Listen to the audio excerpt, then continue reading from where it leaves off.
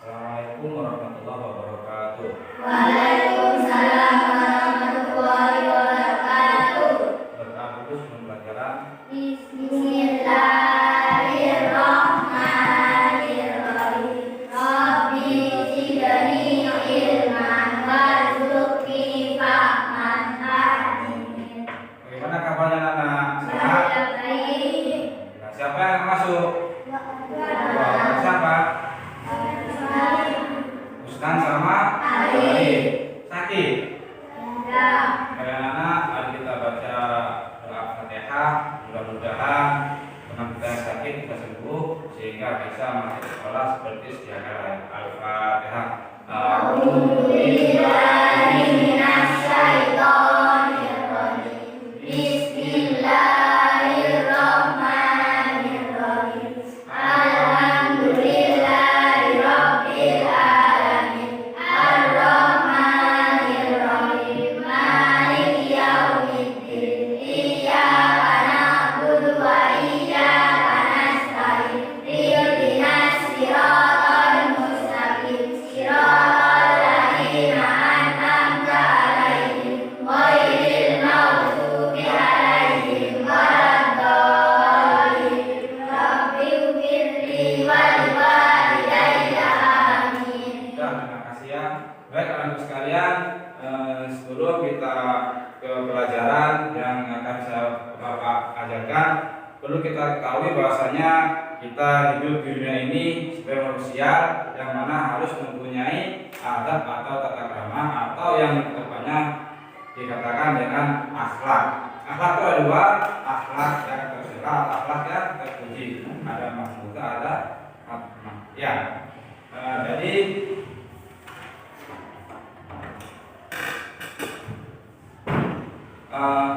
akhlak terpuji itu berarti akhlak yang baik. Tahu kan akhlak yang terpuji? Nah, setiap manusia harus mempunyai akhlak. Baik, tujuan kita pelajaran pada pagi hari ini adalah satu, kita mengetahui macam-macam akhlak terpuji, seperti maaf, tanggung jawab, adil dan bijaksana. Tahu anak-anak apa itu? Maaf, adil, bijaksana, dan tanggung jawab. Ada yang tahu?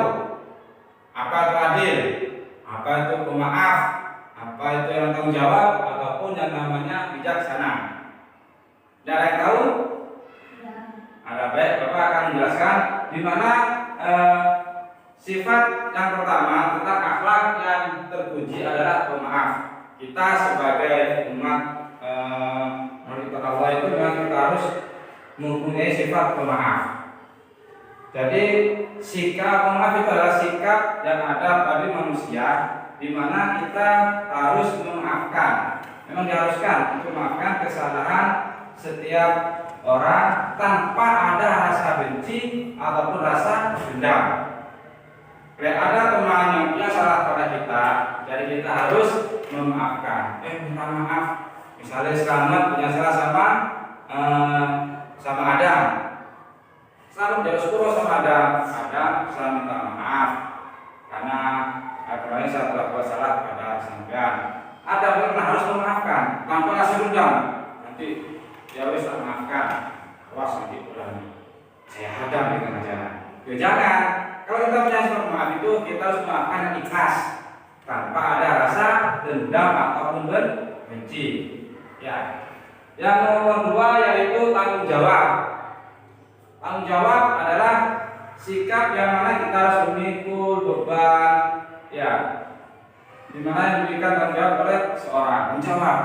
Kita harus mempertanggungjawabkan karena setiap makhluk ciptaan Allah itu pasti akan dimintai pertanggungjawabannya baik di dunia maupun di akhirat. Apalagi kita sebagai seorang pemimpin.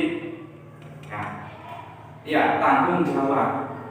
Jadi kalau kita menjawab, insya Allah kita akan mudah untuk dipercaya oleh orang lain, baik di masyarakat maupun di sekolah dan sebagainya. Tanggung jawab itu sama dengan yang namanya amanah. Kalau amanah dapat dipercaya. Jadi kalau kita tanggung jawab itu sifatnya sama sifat amanah. Dikasih tanggung jawab, kita harus amanah menjaga seperti itu. Misalkan Bapak ngasih contoh, tolong yang namanya siapa, Selamat, saya kasih tanggung jawab untuk menjaga pulpen atau menjaga spidol. Ya, jadi Selamat menjaga, dikasih tanggung jawab. Dipikul banyak apa sekiranya spidol ini jangan sampai hilang atau dijual dan sebagainya. Ya, itu tanggung jawab amanah, dikasih amanah. Misalkan dengan spidol dari Selamat jangan nulis hilang, tidak masalah. Ya, itu bukan tanggung jawab yang tidak amanah. Apakah setelah itu saya akan tetap menuntut kepada Selamat? Ya tidak, karena Selamat tidak amanah atau tidak tanggung jawab. Oleh tanggung jawab itu mesti satu, banyak teman, disukai orang lain dan lain sebagainya. Selanjutnya itu ada kata adil. Adil, atau adil? Adil Pak, harus adil. Adil sama adil. Apa itu adil? Adil itu menempatkan sesuatu pada tempatnya, disesuaikan di mana perkara itu saya mendapatkan. Misalkan di balai desa ataupun sama di kelas saja wis. Contohnya di kelas adil. Ketua kelas misalkan ya saya proses adil. Ya misalnya dapat poin di sini, barang siapa yang tidak mengerjakan PR maka hukumannya membaca surat Al-Fatihah, misalkan membaca sholawat 33 kali. Nah, misalkan ada di sini salah satu teman sampean yang tidak mengerjakan PR atau tidak melaksanakan tugas ataupun tidak mengerjakan kayak PR dan sebagainya, maka kita harus melaksanakan ya tersebut. Bagaimana ya, harus dihukum dengan membaca sholawat sebanyak 33 kali. Baik itu mau perempuan, maupun yang laki-laki, maupun di sini ada anaknya seorang pejabat, semuanya sama. Harus adil, tidak ada pengecualian. Ya. Jadi ya tetap harus kita ada hubungan kita, itu adil namanya. Menempatkan suatu pada tempatnya. Kalau kita adil, maka akan tercipta suatu yang nyaman, ya. Kerukunan juga akan terjalin, persaudaraan pun juga akan terjalin, kehidupan akan tentram, di kelas pun akan menjadi yang kondusif. Jadi tidak ada permusuhan karena adil. Ya, tidak peduli dia itu teman saya ataupun keluarga saya, tetap kalau sampean misalkan ada kelas, atau kelasnya misalnya tugas itu tadi itu, udah, ini teman saya Pak, jangan Pak, kasihan. Udah boleh kayak gitu, harus adil. Ya. Entah dia orang akrab, saudara saya, anak bude, atau siapa, tetap kalau kita ada kelas hukumannya membaca sholawat 33 kali, kita harus membaca sholawat sebanyak 33 kali. Itu misalkan bagi siapa? Bagi siswa yang melanggar peraturan yang kita telah sepakati bersama. Ya. Nah, itu adil namanya. Adil itu ya bisa kita adil terhadap Allah, terhadap diri sendiri, terhadap orang lain. Tadi itu contohnya ya, terus terhadap makhluk ciptaan Allah serta hidupannya. Adil terhadap Allah. Dan tahu, kok bisa Pak kita adil terhadap Allah? Allah kan punya keadilan Pak. Ya kita sendiri harus adil. Artinya bagaimana terhadap Allah itu menjalankan semua perintahnya, menjauhi larangannya. Ya, contohnya menjalankan perintahnya, kita suruh sholat, kita harus menjalankan sholat. Jangan sampai kita meninggalkan sholat. Apa yang Allah perintahkan kita kerjakan, apa yang Allah larang kita jauhi atau tinggalkan atau tidak kita laksanakan. Contoh yang menjauh jauh-jauh kita dilarang bohong kepada orang tua. Jadi kita tidak boleh bohong kepada orang tua. Yang kedua ada terhadap diri sendiri. Harus ada sampai diri sendiri. Contohnya, lewat makan yo makan, dan sebagainya. Ya, bijaksana. Jadi kita harus bijaksana terhadap segala suatu perkara yang kita dapatkan. Sampai jadi ketua kelas, ya, di kelas harus bijaksana. Ada suatu masalah, apa permasalahannya? Jangan tinggal sebelah mata. Kocok sampai ini teman saya, ini adalah saudara ibu saya. Jangan. Ya. Jangan seperti itu, harus bijaksana. harus kita adili siapa yang benar-benar salah, maka jawabannya. Jangan langsung seperti hak, dari mana tanya sama penyampainya siapa dan sebagainya. Ketemu siapa yang salah, siapa yang benar, maka kita ada hukumnya masing-masing. Ya, jadi hukumnya baca sholawat dan sebagainya.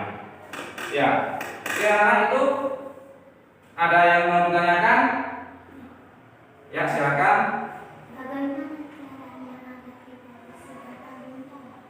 Bagaimana caranya agar kita bersikap tanggung jawab? Ada yang tahu? Langsung jawab. Bagaimana caranya agar kita bersikap tanggung jawab? Yang pertama, kita harus ingat kepada Allah. Kalau kita ingat kepada Allah, kita akan bertanggung jawab. Apa yang kita kerjakan nanti semua akan kita jawabkan. Baik dunia maupun di akhirat. Contohnya di sini ada kepala kelas.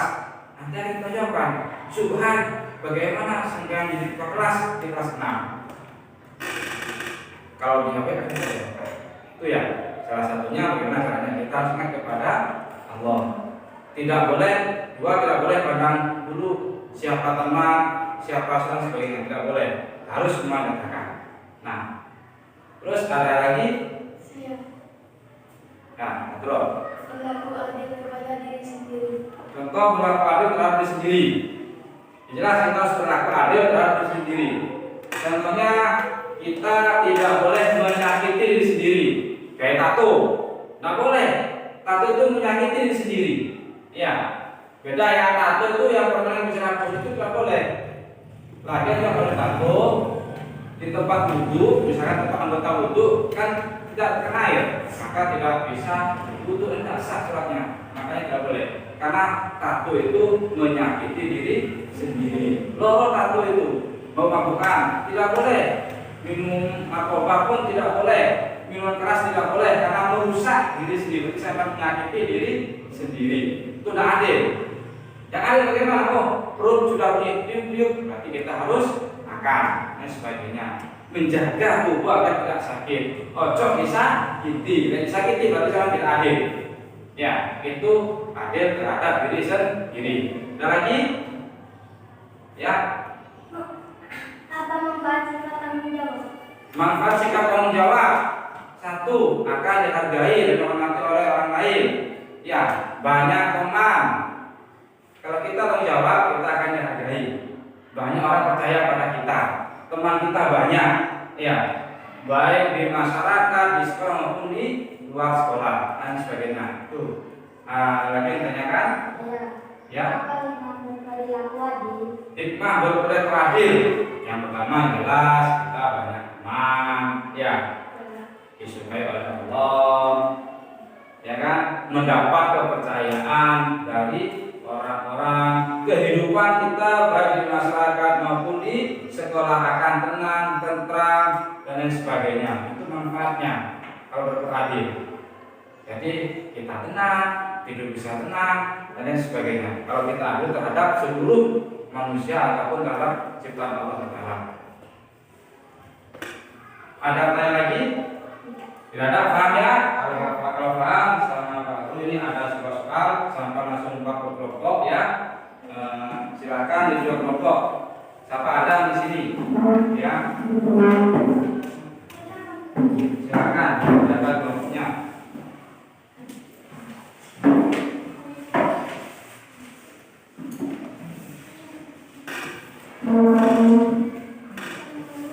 Ada di sini ada. Ya, kelompok di sini. Itu ada soal, silakan bacakan sama-sama dan semuanya dan ditulis jawabannya ya. Nah ini ya.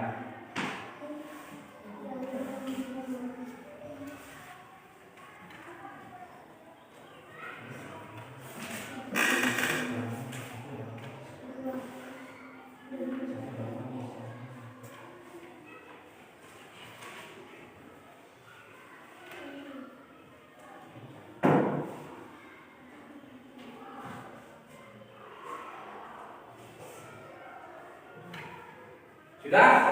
Sudah ya? Kalau sudah, silakan ketua kelompoknya maju ke depan untuk memindahkan hasil diskusinya. Kelompok itu dulu, silakan. Yang lainnya menggunakan ya. Nanti kita semua sama-sama. Manfaat sikap tanggung jawab.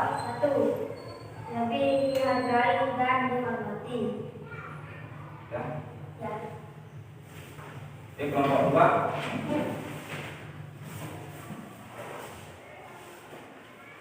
Hikmah dari perilaku adil. Satu, menciptakan ketentraman dalam kehidupan dan masyarakat. Ya, jadi sudah paham semua ya. Kalau sudah paham, baik Bapak akan menjelaskan kesimpulannya. Jadi kesimpulan yang kita terangkan tadi adalah akhlak terpuji itu ada macam-macamnya, antara lain adalah pemaaf, tanggung jawab, adil dan bijaksana. Jadi semua sifat ini kalau bisa harus ada pada diri kita sendiri. Kalau semua itu kita laksanakan, insya Allah kehidupan kita akan menjadi tenang, tentram, damai dan nyaman. Demikian anak-anak yang dapat Bapak sampaikan. Kurang lebihnya mohon maaf yang sebesar-besarnya. Sebelum akhiri, mari kita berdoa bersama dengan membaca Alhamdulillah. Alhamdulillahirabbil alamin. Terima kasih. Assalamualaikum warahmatullahi wabarakatuh. Waalaikumsalam